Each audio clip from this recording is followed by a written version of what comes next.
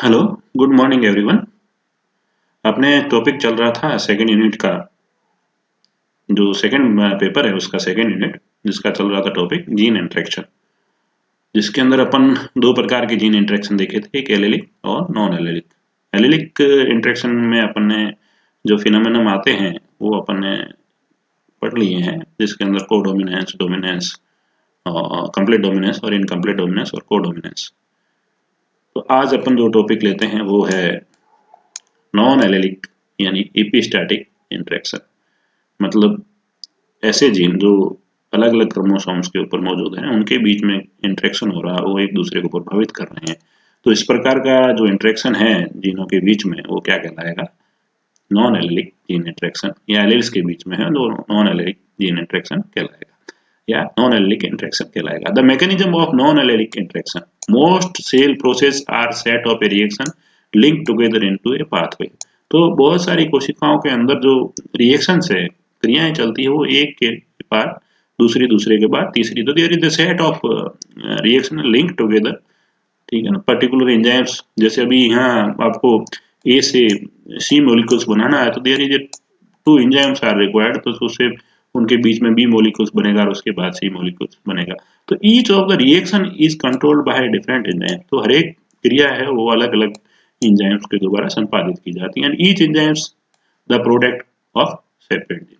और वो हर एंजाइम्स अलग अलग जीन्स का उत्पादन, या अलग अलग जीनों से पर्टिकुलर एंजाइम्स का प्रोडक्शन होता है या उत्पादन होता है। मतलब इस एंजाइम्स के लिए अलग जीन उत्तरदायी होगा, इस एंजाइम्स के लिए अलग जीन उत्तरदायी होगा। ठीक है, तो ये इस प्रकार का इंटरेक्शन अपन को, या इस प्रकार की जो बायोकेमिकल रिएक्शन है जिसके लिए जो एंजाइम्स बनते हैं, उन एंजाइम्सों के लिए अलग अलग जीन उत्तरदायी होते हैं।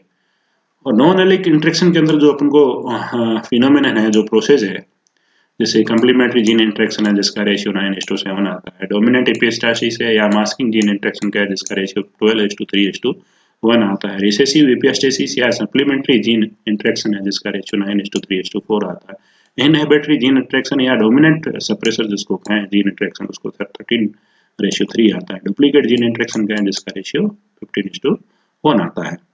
तो ये अलग अलग फिनोमिना है। जो डोमिनेंट क्या कहते हैं, डायहाइब्रिड जो है क्रॉस था मेंडेलियन का 9:3:1, उसकी जगह पर एलिलिक नॉन एलिलिक जो जीन इंटरेक्शन है उसमें ये अलग अलग रेशियो देखने को मिलते हैं। और ये it's due to different biochemical reaction which occurs step by steps and controlled by different enzymes, and that those enzymes are produced by the different genes। तो वो अलग अलग जो एंजाइम्स है और अलग अलग जो रिएक्शंस है, स्टेप बाय स्टेप जो क्रियाएं होती है, उनको नियंत्रित करने वाले जो एंजाइम्स है वो अलग अलग जीनों के द्वारा उत्पादन, उनका अलग अलग जीनों के द्वारा उनका उत्पादन किया जाता है। इस वजह से ये जो जीनों के बीच में इंटरेक्शन है, दोनों पर्टिकुलर किसी विशेष क्रिया के लिए या उस उत्पादन के लिए या उस उत्पाद प्रोडक्ट के लिए अलग अलग जीन उत्तरदायी होते हैं, तब जाके वो जो एक्सप्रेशन है वो हो पाता है। कंप्लीमेंट्री जीन इंटरेक्शन, जैसे एग्जांपल जिसका रेशियो 9:7 आता है, जिसके उदाहरण के लिए flower colour in sweet pea, जो लेथरस ओडोरेटस जो प्लांट होता है, मीठा मटर, तो उसका जो फूलों का जो कलर है उसका एग्जांपल ले रहे हैं। It is a kind of gene interaction, ये एक प्रकार का जीन इंटरेक्शन है, where the expression of a character is determined by the presence of two dominant. दो प्रभावी जीनों की वजह से ही उसका जो लक्षण है वो प्रदर्शित हो पाता है। इन द एलोमॉर्फिक पेयर साइमल्टेनियसली, दोनों ए और बी दोनों साथ में होते हैं, तभी उसका जो कलर है वो प्रोड्यूस हो पाता है, अदरवाइज नहीं। जैसे अब यहाँ देखें, जीन सी और gene P both are the dominant gene. If they both are present then the flower colour is there, otherwise the flower जो फ्लोर होगा उसका रंग व्हाइट होगा, कलरफुल नहीं होगा। तो यहाँ पर जैसे ये कोई मॉलिक्यूल्स है, ठीक है ना, इसको अपन प्रकर्षर कहें, तो जीन सी ने पर्टिकुलर एंजाइम स्रावित किया, उससे उसका क्या गया, मध्य का कोई मॉलिक्यूल्स बना। उसके बाद जीन पी के द्वारा जीन पी एंजाइम स्रावित किया गया, तब जाके सी मॉलिक्यूल्स बना। और वो सी मॉलिक्यूल्स क्या है, उसके रंग के लिए उत्तरदायी है, किसके, फ्लोवर के लिए, फ्लोवर के रंग के लिए उत्तरदायी है। जैसे अपन देखें कि यहाँ जीन सी ने एक किसी पर्टिकुलर रॉ मटेरियल था, ठीक है। उससे क्या किया, जीन सी के द्वारा जीन एंजाइम सी ने कैटलाइज करके किसको बनाया, कलरलेस क्रोमोजोन को बनाया। तो ये कलरलेस क्रोमोजोन पिगमेंट से वर्णक है, ये बना। तो इसके ऊपर जब पी एंजाइम जो जीन पी के द्वारा प्रोड्यूस हुआ, ठीक है ना, उसने इस क्रोमोजोन के ऊपर अपना कैटलिस्ट एक्टिविटी दर्शाई, जिसकी वजह से ये क्रोमोजोन क्या हुआ, कन्वर्ट किस में हो गया, एंथोसियानिन में कन्वर्ट हो गया। तो anthocyanin is responsible colourful floor. वो एंथोसियानिन क्या, एंथोसियानिन जो वर्णक है क्या, उसके फूल के रंग के लिए उत्तरदायी है। जैसे कंप्लीमेंट्री एक दूसरे के जो पूरक होते हैं जी, जैसे अपन यहाँ का व्हाइट वेराइटी है और ये दोनों व्हाइट वेराइटी है, मतलब अलग अलग है तो ये एक्सप्रेस नहीं होते हैं, दोनों एक साथ होते हैं तभी एक्सप्रेस, एक दूसरे के पूरक है। तो यहाँ पर अपन यहाँ देखें, सिर्फ ये जीन होगा तो भी व्हाइट होगा, खाली ये होगा तो भी व्हाइट होगा, क्योंकि ये इंटरमीडिएट बना है जो क्रोमोजोन है, ये व्हाइट के लिए उत्तरदायी है। इसको कलरफुल बनाने के लिए जीन पी का होना जरूरी है, नहीं तो ये भी व्हाइट रहेगा, ये भी व्हाइट रहेगा। तो जैसे अपन यहाँ देखें तो यहाँ पर क्या था, सिर्फ सी जीन था तो भी ये कलरलेस होगा, यहाँ पर सिर्फ पी डोमिनेट है तो ये कलर। अब ये दोनों साथ में आएंगे तो ये क्या होगा, all flower are purple colour. तो सारे के सारे जो फूल होंगे उसके वो पर्पल रंग के होंगे, यानी कि बैंगनी कलर के होंगे, ठीक है ना। बैंगनी कलर को या इसको आप लाइट पिंकिश कलर कह सकते हो, लाइट गुलाबी रंग कह सकते हो। तो यहाँ सी उत्तरदायी है क्रोमोजोन के लिए, क्रोमो पिगमेंट्स के लिए, और वो पिगमेंट फिर रंगीला पिगमेंट्स कन्वर्ट होगा वो दूसरे पी जीन के, डोमिनेंट पी जीन के होने की वजह से। तो यहाँ पर दोनों, इसके अंदर दोनों डोमिनेंट जीन नहीं है, इसके अंदर भी दोनों डोमिनेंट जीन नहीं है, तो ये भी व्हाइट होगा, ये भी व्हाइट होगा। अब ये दोनों डोमिनेंट जीन आ गए तो it means it's floor colour is purple, ये कलरफुल होगा, अन्यथा ये कलरलेस फ्लोर होगा, ठीक है ना। तो ऐसी कंडीशन में जब इनके जो गैमेट्स बनते हैं, ठीक है ना, उन गैमेट्स को, इसके गैमेट्स को यदि पुनेट स्क्वायर में डाल के आप इसके जो ऑफस्प्रिंग है आप प्राप्त करेंगे, तब आपको, जब ये यहाँ देख रही है डोमिनेंट जीन है, यहाँ भी दोनों डोमिनेंट जीन है, यहाँ भी दोनों डोमिनेंट जीन है, यहाँ भी दोनों डोमिनेंट सी है, जैसे पी है, ये भी सी है, ये पी है, इसमें खोली सी है, डोमिनेंट सी है, डोमिनेंट पी नहीं है, तो इट मीन्स ये व्हाइट होगा। यदि डोमिनेंट खाली अपन देखें डोमिनेंट पी होगा तो भी व्हाइट होगा, जैसे बी डोमिनेंट पी है खाली, ठीक है ना, और नहीं भी होगा, दोनों ही नहीं होंगे तो भी व्हाइट होगा, ठीक है ना, क्योंकि रिसेसिव है व्हाइट कलर, ठीक है ना। दोनों डोमिनेंसी की दोनों डोमिनेंट है, बट वो दोनों एक्सप्रेस तब हो पाएंगे जब दोनों एक साथ होंगे, अन्यथा नहीं होंगे, ठीक है ना। Both are dominant, both express when they are together, जब वो एक साथ होंगे तभी एक्सप्रेस हो पाएंगे। तो यहाँ पर दोनों ये डोमिनेंट होंगे, जैसे सी है, पी है, यहाँ पे भी डोमिनेंट है, यहाँ पे भी दोनों डोमिनेंट है, यहाँ पे भी दोनों, यहाँ पर सिर्फ सी डोमिनेंट है, इसका मतलब ये व्हाइट होगा, यहाँ पर पी डोमिनेंट है, इसका मतलब व्हाइट होगा, यहाँ पर भी पी है, यहाँ पर दोनों ही नहीं है तो व्हाइट है, यहाँ पर खाली पी है, यहाँ पे, तो ये इसका रेशियो 9:7 आएगा। तो ये दोनों डोमिनेंट जीन एक साथ ही होंगे तो वो पर्पल दिखाएंगे, अन्यथा नहीं होंगे, रिसेसिव में ही होंगे, या फिर अकेला डोमिनेंट होगा तो भी वो व्हाइट होगा। तो एग्जांपल, स्वीट पी लेथरथ ओडोरटस फ्लोर 9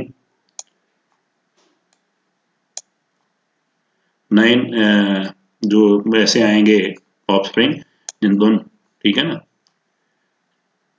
जिनके अंदर दोनों डोमिनेंट होंगे, हेटेरोजाइगस कंडीशन में होंगे। 3, ये भी 3 ऐसे आएंगे जिनके अंदर 2 तो रिसेसिव होंगे, ठीक है ना, और दोनों, ये भी हेटेरोजाइगस कंडीशन है, ये भी हेटेरोजाइगस है, तो लेकिन ये रिसेसिव है, ये रिसेसिव है। यदि हेटेरोजाइगस कंडीशन जैसे ऐसे, ये ये भी हेटेरोजाइगस है बट ये कलरफुल होगा, ठीक है ना, जैसे आप ये यहाँ देख रहे हैं, ये कलरफुल है, ये भी कलरफुल है, ये भी कलरफुल है, ये भी कलरफुल है। तो इस प्रकार की कंडीशन 9 होगी। इस प्रकार की कंडीशन जैसे ये सी और पीपी है तो ऐसी 3 होगी, और स्मॉल सी और कैपिटल पी ऐसी 3 होगी, और एक होगा जिसके अंदर दोनों ही, ये वाला, ये सिंगल होगा।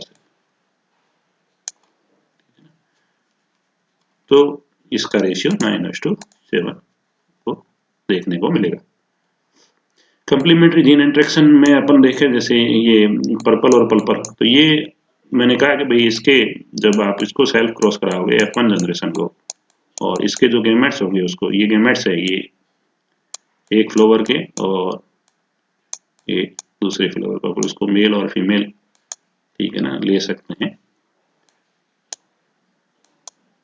एक साइड में। ये इस चौकोर में इसको डालना, ये पुनेट स्क्वायर पुनेट के द्वारा दिया गया था, जिसके अंदर गेमेट्स, एक के गेमेट्स इस साइड में रख दो, एक के गेमेट्स इसको इसके साइड में रख दो, इनके आपस में क्रॉस करता जाओ तो आपको ये रेशियो मिलते जाएंगे पर्टिकुलर बॉक्स के अंदर। जैसे अब यहाँ देखें, ये पर्पल था, ये भी पर्पल था, इनके अंदर दोनों डोमिनेंट जीन थे, इसके अंदर भी दोनों डोमिनेंट जीन थे, ठीक है ना।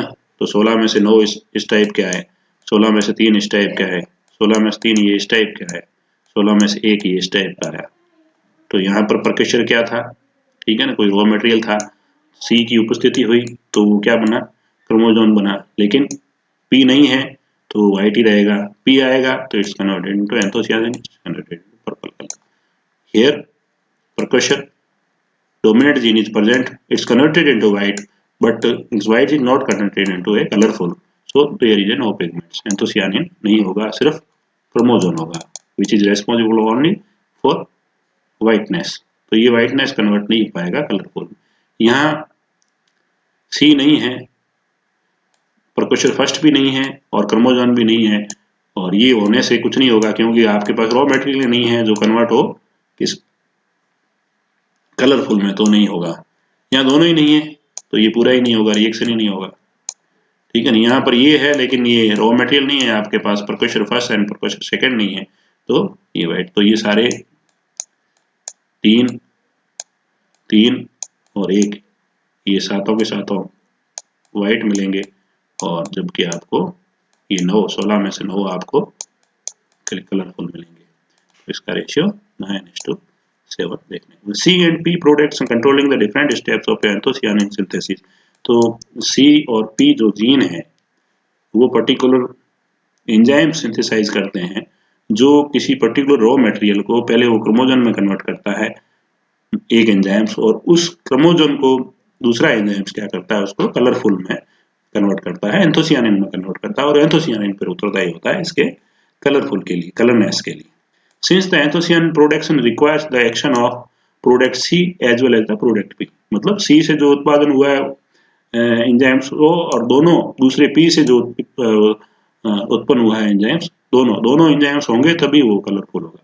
Both steps must be successfully completed for the anthocyanin production, दोनों का होना ही एंथोसियानिन का उत्पादन हो पाएगा, एंथोसियानिन प्रोड्यूस हो पाएगा, अदरवाइज नहीं होगा। And deposition in A floor petals, वो उसके फ्लोर्स के पेटल्स में डिपोजिट होता है, तभी फ्लोर का रंग पर्पल आता है, जो अपन ने इसके थ्रू, इस स्लाइड के थ्रू समझने की कोशिश की थी। यहाँ रॉ मटेरियल, उस रॉ मटेरियल को जीन सी के द्वारा एंजाइम सिंथेसाइज किया जाता है, वो एंजाइम इस रॉ मटेरियल को किसमें कन्वर्ट करता है, कलरलेस क्रोमोजोम में, रंगहीन क्रोमोजोम में रूपांतरित करता है।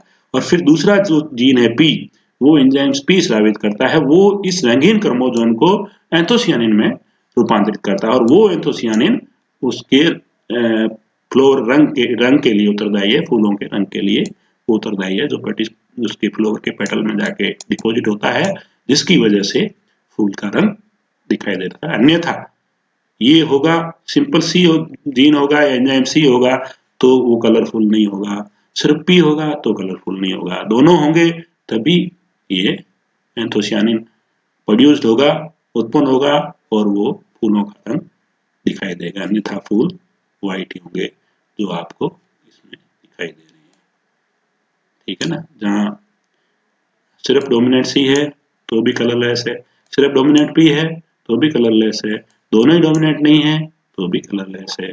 तो 7 जो फ्लावर मिलेंगे रिजल्ट परिणाम स्वरूप वो कलरलेस होंगे, और 9 जो मिलेंगे वो कलरफुल होंगे। तो इसका कम्प्लीमेंट्री जीन इंटरेक्शन का जो पूरक जीन इंटरेक्शन है उसका रेशियो 9:7 आएगा।